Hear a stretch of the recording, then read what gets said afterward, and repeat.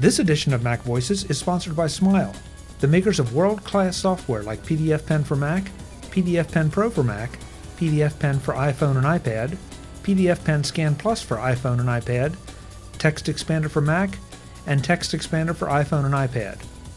Learn more about all their great products at smilesoftware.com. And by MacVoices Magazine, our free Flipboard magazine that brings you some of the best Mac, iPhone, and iPad productivity tips on the web. High in signal, low in noise, just like MacVoices, MacVoices Magazine includes information on how you can get more out of your Apple technology. Subscribe at macvoices.com/magazine or search for MacVoices Magazine on Flipboard. Welcome to Mac Voices. This is the talk of the Apple community, and I'm Chuck Joyner. Folks, this show is going to be just a little different than a normal fare. Sometimes I like to throw these in. As you know, I like to talk to people that I want to talk to. I'm a podcast listener, and I don't just listen to tech podcasts. I'm happy to welcome Phil Holmes to Mac Voices. He produces a number of podcasts. He's out of the UK, and we'll get into his podcasts in a minute. Phil, welcome. It's a real pleasure to meet you and talk to you. Sir Chuck of Mac Voices, it is an honor, sir. I first listened to you doing Mac Voices when I was about 2 years old in 1952 on an 8-track. So it's an honor to be invited on. Chuck, for you, put on my best shirt, eh? Because I know. Listen, I'm gutted because I always say to people, you are the smartest dressed man in podcasting. And today I was looking for a tie because I thought you'd be wearing a tie. You've always got a tie on, and I don't have a tie. I almost went out and bought a tie. And today I'm the best dressed one. Yeah, you could have made an effort, couldn't you? Yeah, I'm sorry. This was a non-tie day. It's one of the few, but it's a non-tie day. Yeah. Phil, I got to know you or was drawn in by your podcast, Scared. Was that your first podcast? Yeah, and okay. And you know, Chuck, I've been in radio for 25 years, and you know, when you started, what year did you start doing podcasts? 1978? No, what year was it? Okay, no, it was about 11 years ago. I guess 2005. So I started listening then and discovered podcasts on my drive to a radio station, and my brain is so small. My two brain cells, they don't like each other, Chuck. They don't talk to each other, because at no point did I think, well, I'm a guy on the radio, I can do this. And it took me 9 years for one brain cell to go to the other one. At the time, I was in a radio studio all the time. Now I'm sat here in my kitchen. But my brain didn't think, well, you can do this. So, yeah, Scared was born 2 years ago. Well, okay. Before I really want to get into Scared, but let's mention, at least to start out, the other podcast that you do. You do an Apple technology podcast called The Apple Week. Yeah, that's brand new, and there's a new episode coming out minutes after you release this one. I wanted to WWDC was the first episode I did about 2 months ago, just to get it out and get it into iTunes. It was going to be the first podcast 2 years ago, because it's why I watch and listen to you, and Adam with MacCast, and Alison with her Nazillacast. Ken with his daily show. This is what I absorb. I'm a sponge for it. And I thought, well, I wouldn't mind having a go myself, you know, to complement what you guys are doing and what I enjoy listening to every day and watching. So it's called the Apple Week. I waited 2 years because, as you work out, I'm not that bright. And there's a new one coming out this week. So thank you. Is there a difference in covering Apple technology from the UK side, you think, as opposed to just a global side, or if there is a global side, or from the US side or from the Australian side? Is there a particular spin you feel like you put on it or wish to put on it? No, I don't think so. And I think, you know, when you do a podcast, as we're doing now, it's a global audience, isn't it? Interestingly, Scared's audience is all America. You know, the paranormal community that like listening to paranormal podcasts, they are all in the United States. For Scared, it's something like 96% of my audience is in the United States. I think when it comes to tech, it's all the same, isn't it? It doesn't matter where in the world you're watching this now. We're all waiting on the new iPhone, what it's going to be called. So tech's that weird one, Chuck, isn't it? That, most territories get an iPhone, an iPad. So it can be global. Paranormal, something completely different. That's interesting. And we should have said up front, it's my fault, that Scared is a paranormal-oriented podcast. But I would think that would have a global audience as well. I mean, there's nothing. The U.S. certainly does not have any kind of monopoly on unusual phenomena. No, but I think here in the UK, I mean, we don't get that. There's one paranormal show that's famous that you can watch on the television. In America, they're falling out the channels, aren't they? There's Ghost Holidays and I Saw a Ghost and Ghost Scare Me and Ghost Adventures and this, that. You've got loads of them, Locking Down, I'm Not Locked Down, I Will Be Locked Down. Every channel, and it's the weird thing, isn't it? The Travel Channel has Ghost Adventures, wonderful produced show, really well made. You kind of think, well, it's not really about travel. Travel for me is a cruise to St. Lucia. It's not being in an old asylum. But I think, and certainly for the response, I mean, the top 10 audience for Scared, number 10, India. Now, who would have thought that? Our 10th biggest market is India for a paranormal show. Number 3 is Sweden. And we have loads of Facebook followers, Twitter followers, supporters on Patreon in Sweden for paranormal. It's so different to tech, the audience dynamics. It's incredible. That's really interesting. That does surprise me a lot. I guess I'm not terribly surprised that the U.S. might be your biggest market, because I think that may be a better home for podcasts as a medium. But just the fact that with what you cover, I would think you would have kind of a universal appeal. Well, that's really interesting, because the Apple Week, which I've said is only had 2 episodes, the last one's 2 months old. Do have a listen anyway, because it's rather marvelous. And there's a new one coming out this week. But my other show is also brand new. It's called Worst Crimes Ever. It's about serial killers and the mafia and gangsters and that sort of thing. There's 3 of those episodes out. That audience, Chuck, is split: UK, Ireland, Europe, and America. It's a very much 50-50. But when it comes to paranormal, 96% in the United States. It blows me away. And when I tell people that, they can't get it. But then if you think about it, I think, where you are, there's more places to visit and investigate. There's certainly more TV channels that you have in the United States. There's possibly more budget goes into those sort of programs, so it just creates that bigger appeal, that bigger audience, I think. Interesting. So I know how you got into the Apple Tech podcast, but how did you get into Scared, and then how did you get into true crime? I mean, maybe there's an overlap for paranormal and true crime, but I'm not sure what it is. Or is it just those are things that interest you, and that's what motivated you to create the shows?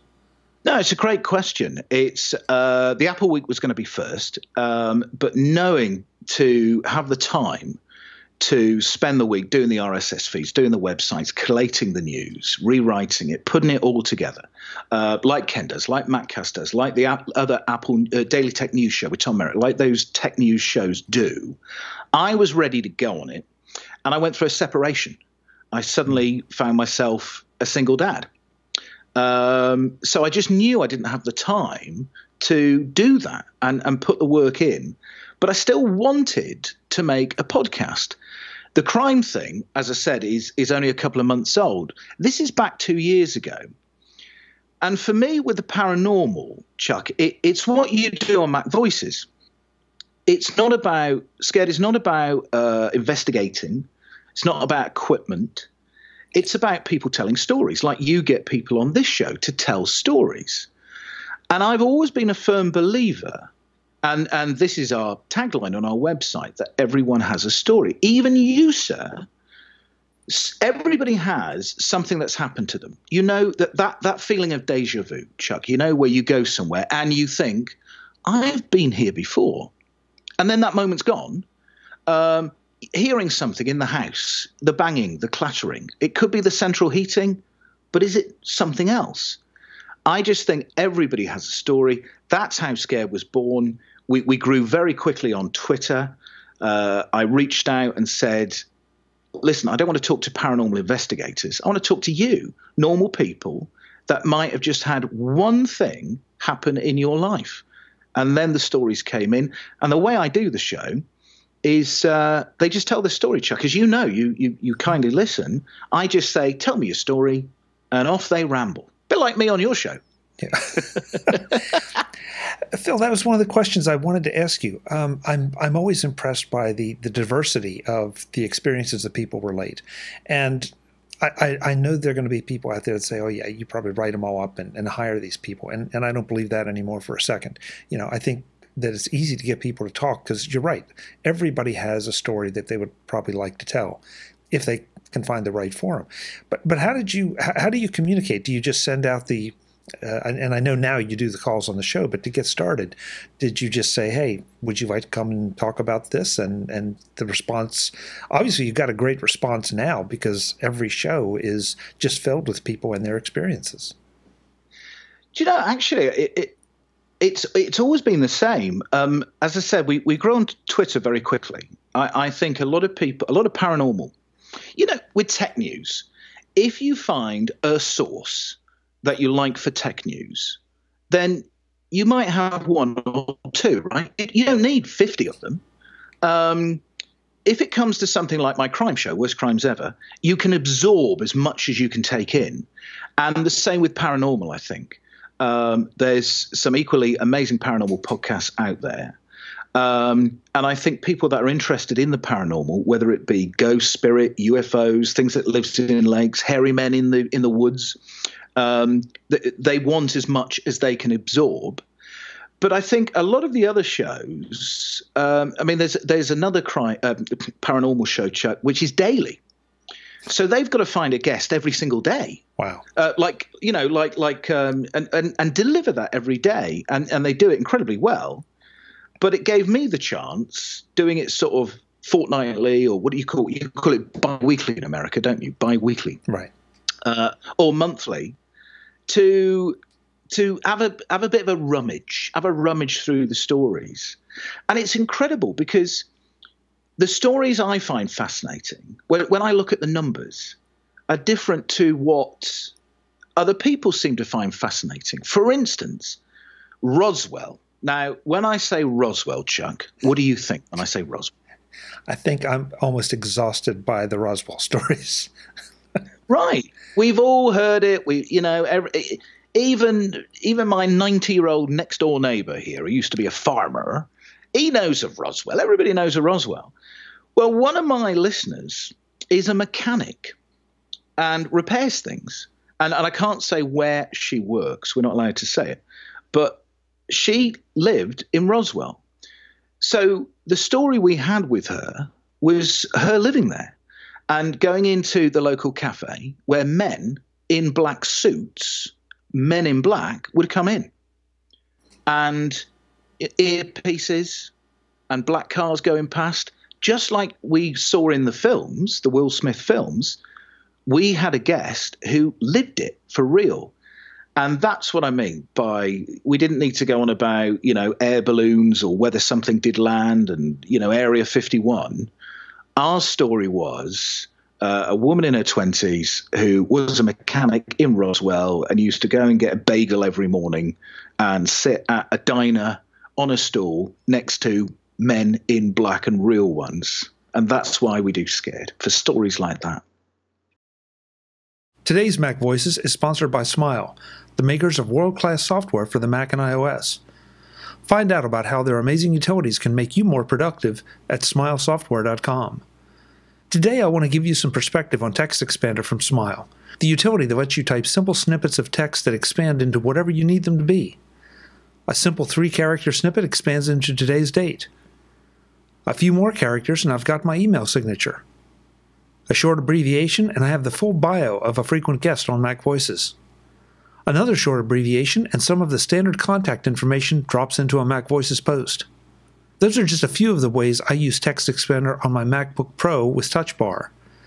But I can also use those same snippets on my MacBook and on my iMac. That's because you can sync your snippets through iCloud so they're available on all your Macs.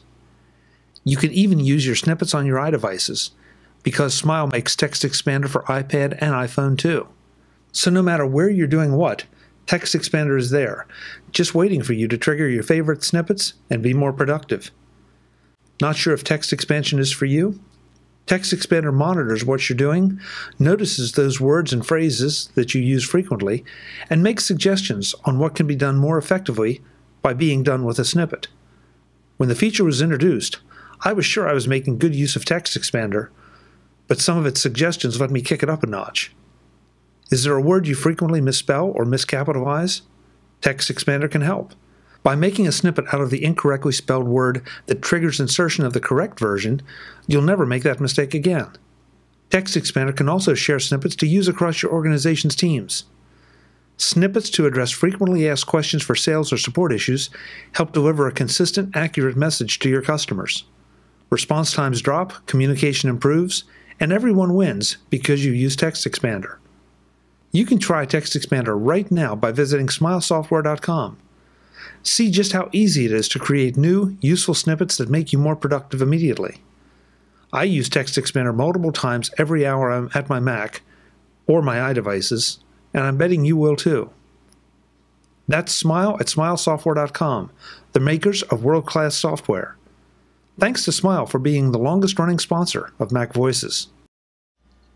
So I guess you're looking for that angle, and I love the idea that we're not hearing just anything that happens to come in, that you are rummaging through. You're finding the ones that are extra compelling and delivering them to us. Excuse me. I'll tell you one, though, if I may interrupt you, Sure. Chuck, because you will love this one, and just in case you haven't heard it, if people haven't heard Scared, it's simple as, and it's how you interview, by the way. Ask, hopefully, when I do it, you always do it this way, ask a great question, let somebody speak, because I get sick of when you listen to the radio, you get your interviewer that asks a question, somebody replies with like 2 sentences, and then the interview's back in again. And that person's then lost their train of thoughts. The whole story's gone. And especially for Scared, where they're remembering things which might have been 20 or 30 years ago. And about 10 episodes ago, we had a woman who had a demon in her toilet. I remember this. And she was, she was very, very serious about it. She said, now, we've all seen the viral stuff, right? Chuck, I know you don't look at viral videos, right? I know you're not suckered into that, but I am. I'm clickbait. I'm clickbait. And we all fear, don't we, that we go on holiday somewhere and you're sat on the toilet and, your bottom gets a little tickle. And we've all seen the viral videos and there's a snake in the toilet. And this wasn't the story. She'd contacted me, and it was about being in the woods and going hunting, and seeing things in the woods. And then when we'd wrapped up, when we'd finished, and I was just saying goodbye and thanks for your time, she said, "Well, I do have another story if you're interested." And I said, "Well, I'm still recording." She said, "Well, I had a demon in my toilet. I dropped my can of beer, Chuck." I had wet feet. And she said it came out of the toilet like this, with teeth, like a barracuda. I thought that was an old American car. I didn't even know that was an animal. It's the sort of thing that, as I said, lives in Brian Chafin's beard, a barracuda. And I never take the mick out of guest stories. And we'd already been speaking for an hour. And I said to her, and it's the only time I've ever done it, I said, "Well, listen, if you find another demon in your toilet, try flushing." And I thought she'd laugh and it would lighten the mood. I hate – whenever you see pictures of paranormal investigators, you know this, they're always in black, aren't they? And they're always looking miserable. Rather than going, "We heard something, it's brilliant," they're always like, "Oh, we're miserable." And I don't want Scared to be like that. I take all the stories very genuinely. So I said to her, well, if you find another demon in your toilet, why don't you flush? Oh, Chuck. If it's like me and you and video, I just do audio when I record. If I just know she gave me a look, look, and I had to apologize, and that didn't go out in the show. She then came back a couple of episodes later with another story, so we're still friends, but a demon, Chuck, in a toilet. I guess they got to be somewhere. And we found him. Yeah. Well, she. Yeah.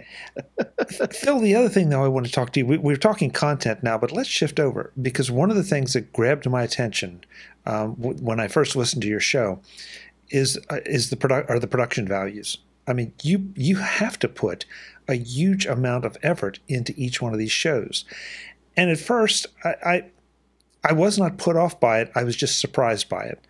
But the more I've listened, I've come to appreciate that all the sound effects and everything, they sort of create the scared mood. Not being scared, but just, okay, I'm now in Phil's world, and he's setting the tone, and I enjoy it, and I enjoy it. But I know how much time it takes to just produce this, where there's an opening, there's a closing, there might be a sponsor spot or two. I can't imagine how long it takes you to put together an episode of Scared. Do you know, it's a great question. When I started, and I purposely didn't listen to any of the other paranormal podcasts, because you know what it's like. It would have been too easy for me to think, oh, I like that, and I like this, and I like. So I went it completely vanilla. And the first couple of episodes 2 years ago, I would put in different music, and I started putting in sound effects. If somebody went, I heard some chains coming down the corridor. There was the sound of chains coming down the corridor. And like we get now with social media, it appeared half of the people that contacted me went, we love that. And the other half went, we hate that. So there's a surprise. Swings. Well, here in the UK, we call it swings and roundabouts. Is that an American expression, swings and roundabouts? No, that's a new one. It's the idea, of going to a play park and, half the people like one ride or one thing and half the people like the other, and you can never please everyone. So that quickly went. But I always like big production. I liked radio, and American radio created this where it was the whizzes, the bangs, the effects, and I love that. And that was when I first heard radio in the 70s, it was like that. And I grew up through the 80s, it was like that. And when I started in radio in the early 90s, it was like that. Radio would be a Chuck Joyner FM, listen now, live. Yeah. And radio was like that. Now, of course, radio stations really shy away from that. And, let's get on with the music. But I love that. I love listening to radio where, what we call a sweeper, a Chuck Joyner, that sort of thing. The DJ, the on-air talent would play 58 of them at the same time, and they'd all go over each other. And I didn't even want to hear the song, Chuck. I don't want to hear Alanis Morissette. I don't care if it's ironic. Play me more jingles. And so that's what I decided to do with Scared. And I got a wonderful guy in Florida called Phil, great name, to record its Scared podcast, because I wanted it to sound American. And this is what I do. And this is the fun I get, that every intro of Scared, and we've just released episode 40, has a different intro. I make everyone for each particular show. And if a show is half an hour, 40 minutes long, they on average take me about 14 hours to make. I'm not surprised. I'm absolutely not surprised. Chuck, it's the same as you, and it's the same for other podcasters watching this. People forget, don't they, that I think they just think that I sit down at my desk one day, switch on my mic, and suddenly it's Doris in Atlanta who's got a story. And I go, hi, Doris. And she says, Phil, something happened. I was scared. I go, thanks a lot. And I upload it to the internet, and it's done. People forget with any sort of production. I mean, it's like you contacted me 2 months ago to come on the show. It's taken 2 months of you sending me endless emails, Chuck, of me having a bit of plastic surgery.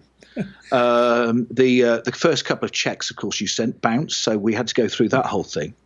But that's how long a show takes, isn't it? And what I also find, and you will find this as a podcast that relies on guests, these people, Chuck, that do podcasts where they just talk. Like I do Worst Crimes Ever, because I sit down and I go, it was the worst crime in Chicago's history. And I get that control over it.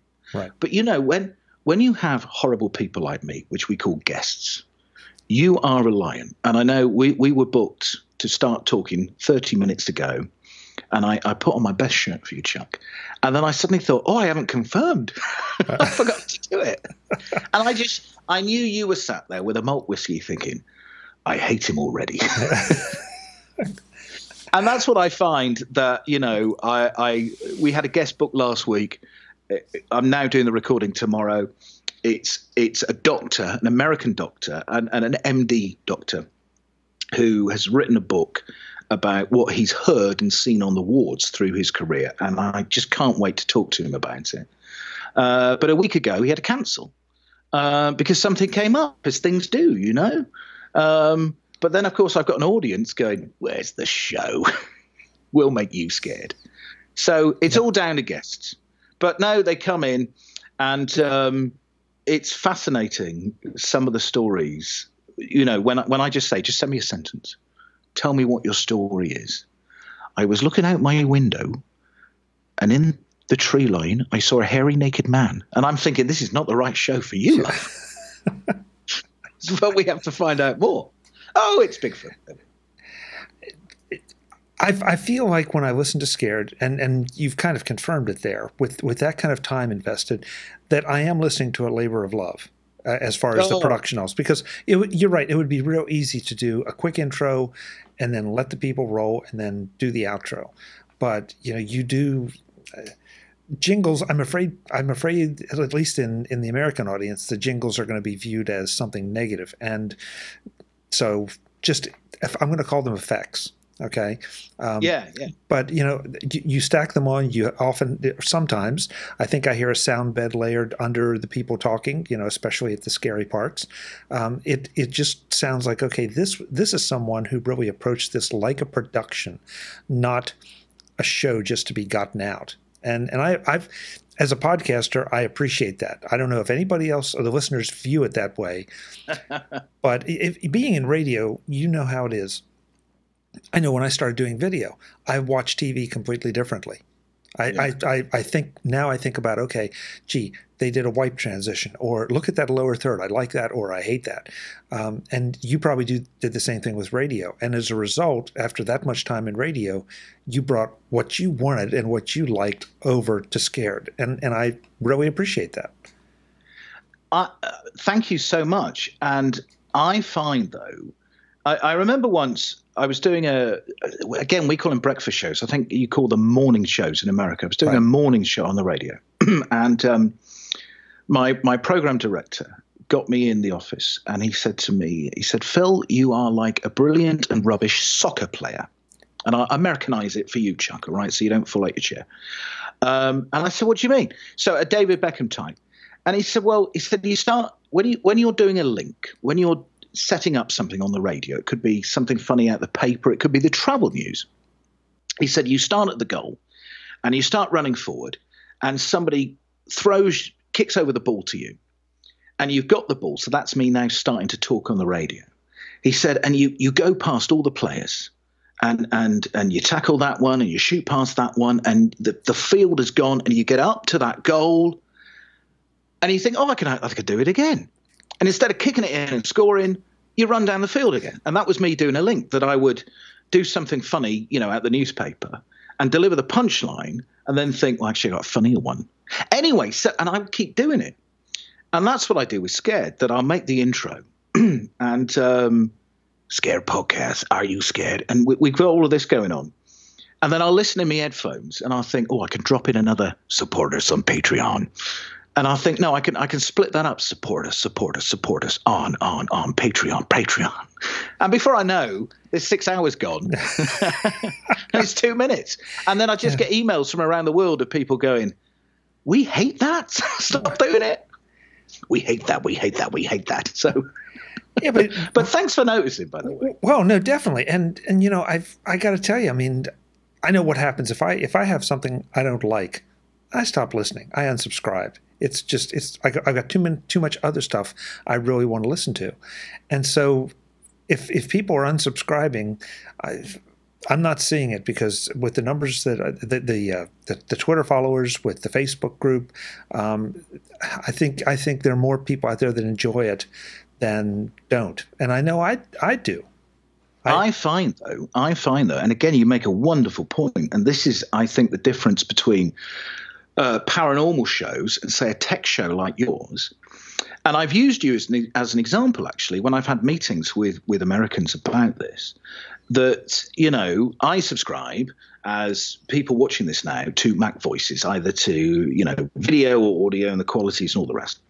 So my iPhone, my 3GS, by the way, plays you, 3GS, downloads it. And I go to bed at night and I go, oh, new podcast. Oh, there's a new one from Chuck. And I think, with a lot of tech shows, it's like that. You subscribe, and of course, it's just automatically downloaded. What I find with Scared, that doesn't happen so much. I can see, a core baseline figure for every episode, but depending on the content, it can vary greatly. I don't know if it's the right term, Chuck. I mean, you are the grandfather of podcasting, but I call it menuing. That I think a lot of people with paranormal shows, and I guess it's the same for the other ones, will look and go, oh, a UFO one. I like UFOs. I'll listen to that. But if I'm doing one about a big hairy man stood in the trees, not into that. So our figures can vary quite a lot sometimes. There's always a base figure. But if it's, like UFO stuff does really well for me. Roswell, if there's a UFO story, I better say I don't know where the UFO fans come from, but I think we know, and they do really well. So ours is it's so different to tech, Chuck. It's fascinating, really. You raise a great point, because I have caught myself doing that with some shows, with some shows that are not okay. Let's pick on Ken Ray. All right, Ken, and Ken knows I love him. Ken delivers the news every day. I never miss one of Ken's shows. Okay, me too. But there are other podcasts out there who, let's just pretend I'll make up a show that they review pieces of hardware.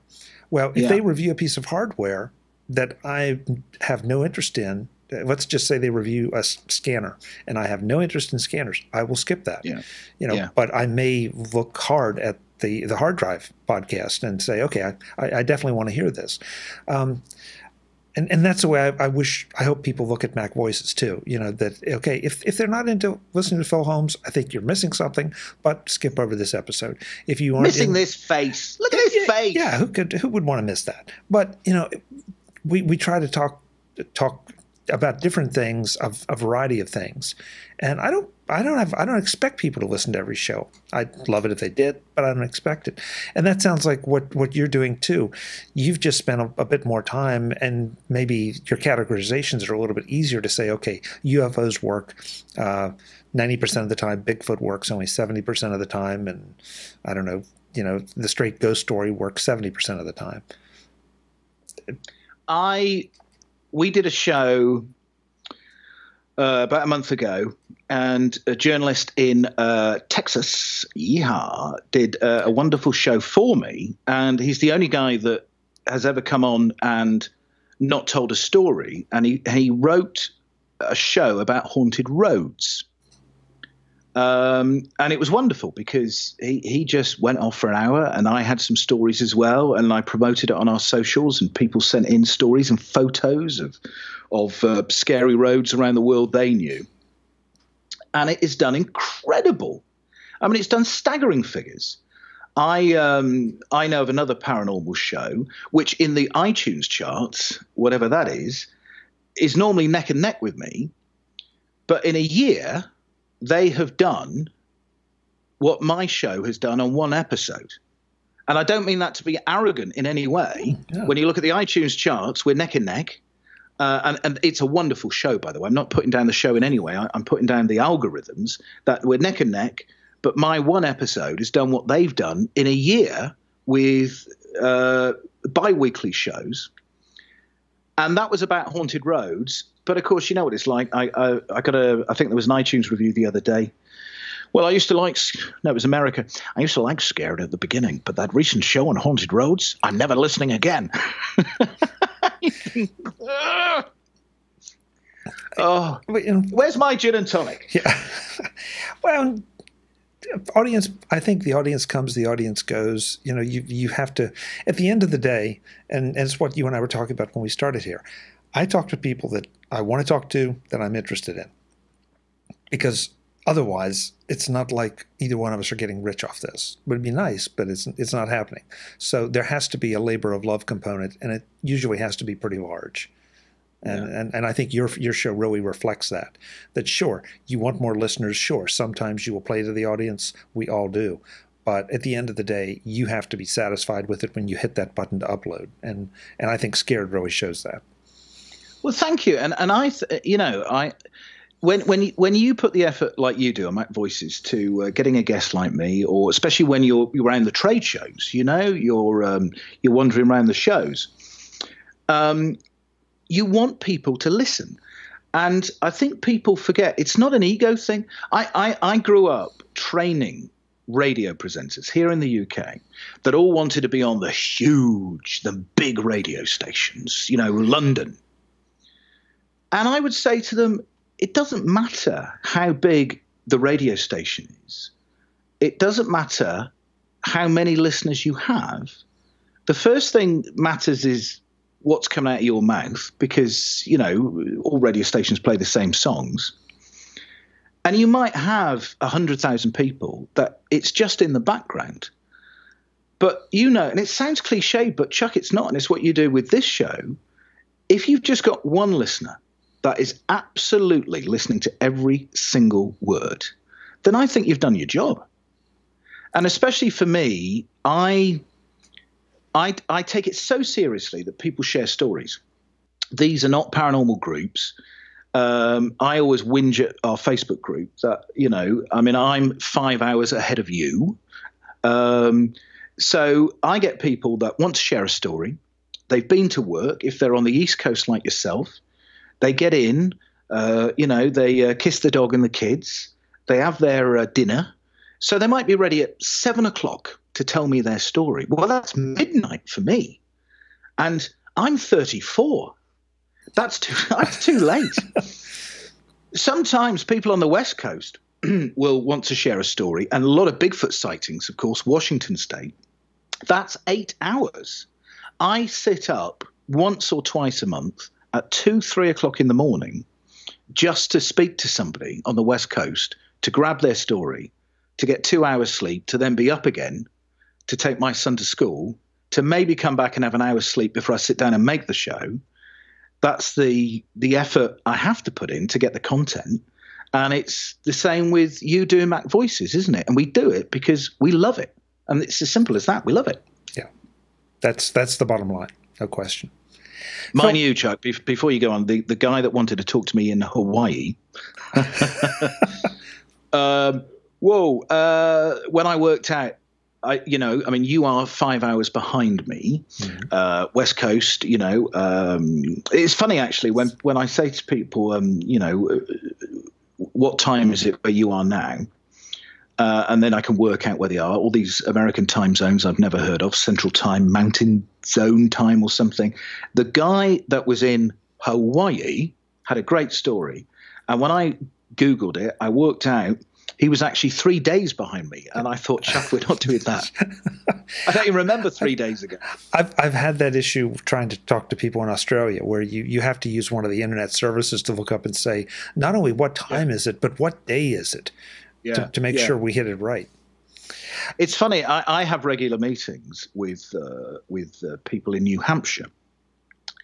So when they give me their time for a meeting, I always say, well, I can only do about 10 in the morning, knowing they'll have to get up at 5 a.m.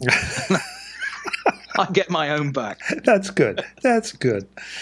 Phil, I want to make sure we let folks know where they can go, I mean, obviously they can go to iTunes to find the podcast, but are there websites for each separate show or Facebook groups for each separate show, or what's the best way for folks to find you? There are, Chuck, there are websites, there are Facebook groups, there's Instagram. This is why I look this tired. So Scared, you will find on iTunes and Google Play and Stitcher, and it's at scaredpodcast.com. If you go on Facebook, there's a page for you to like. There's a wonderful group we have. It's only 3 months old. We've got about 800 people in there sharing stories and scary photos, and it's a wonderful thing. So if you go on Facebook, just look for Scared Podcast, and you can like it all. Instagram, Twitter, Scared Podcast. Worst Crimes Ever, same thing. Worst Crimes Ever, and the Apple Week. Guess what, Chuck? It's the same thing. Facebook, iTunes, Twitter. I need my gin and tonic now. TheAppleWeek.com, worstcrimesever.com, scaredpodcast.com, and all on iTunes. Very nice. Very nice. Phil, it's been a real pleasure. Thank you so much for let's see, is it getting up early, staying up late? I don't know. But whatever it is, thank you. It's almost 5 p.m. here, which would you call that dinner time, Chuck? Getting there. Yeah, you see, would you ever call this tea time? No. Yeah, right. See, the UK is weird because where I live in the UK, they would call this dinner time, but where I come from in the UK, we would call it tea time. So when I say to the kids, what do you want for dinner? They go, no idea what you're talking about. But no, and I think, what would you recommend? What are you going to have for your dinner then, Chuck? Give me some thoughts after you've edited, you've made me look even more handsome, and you've written a check that doesn't bounce. What are you going to be having tonight? Truth, I'll probably go and have a salad of some kind to try to pretend to be healthy. Ooh, no, I'm not buying it. No, but thanks for the thought. Okay. This should be your new show. What Chuck's having for dinner? Well, tonight, fried chicken salad. Ooh, dear. Yeah. Get yourself a pizza, man. Thank you. Thanks a lot. Now I'm going to have that stuck in my head. Oh, do you know? Oh. Phil, thank you so much. It's great to talk to you. I really appreciate the time, and keep up the good work. I will be listening. I started this conversation by saying thanks for what you do. You kind of invented podcasts with some of the Apple community, people like Alison Sheridan, who must now be about 120 for when she started doing podcasts, and Adam, of course, with Maccast, who must never sleep, and the Mac Geek Gab boys. You were all there right at the very beginning. Ken Ray, of course, was still in school, but you were all there right at the very beginning. And I'm just embarrassed. It took me 11 years to think, I'm going to have a go at that. Yeah, but you did it, and here you are. I did it because my daughter told me off. I was watching Twitch one night, or probably watching you, or listening to Mac Geek Gab or Maccast or something, and my daughter went, why don't you do that? And, it was a light bulb moment. And I went, oh. So that's where the shows were born. Great. Well, we will talk to you again soon, I hope. Well, that would be an honor. If you do invite me back, Brian Chafin from the Mac Observer has a beard that I adore. I actually collect Instagram photos of Brian's beard. So if you could give me about 6 months' notice, I'm going to try and outgrow him, if that's all right. We'll go beard. Beard next time, Chuck. We'll see what we can do. Thanks, man. Thank you, Phil. Folks, I'm Chuck Joyner. This is Mac Voices. I hope you enjoyed this, and I hope you will go and check out Scared. Even if you're not into the content, I think you're going to be very impressed by the amount of production value that Phil puts in. Again, it is clearly a labor of love. Until the next time, and as always, thanks for watching. Visit MacVoices.com for show notes, links to subscribe, and to connect with Chuck on Twitter, Google+, Facebook, YouTube, Vimeo, SoundCloud, the Mac Voices blog, the Mac Voices Dispatch, our weekly newsletter, and on Mac Voices magazine, free on Flipboard that helps you do more with your Apple tech.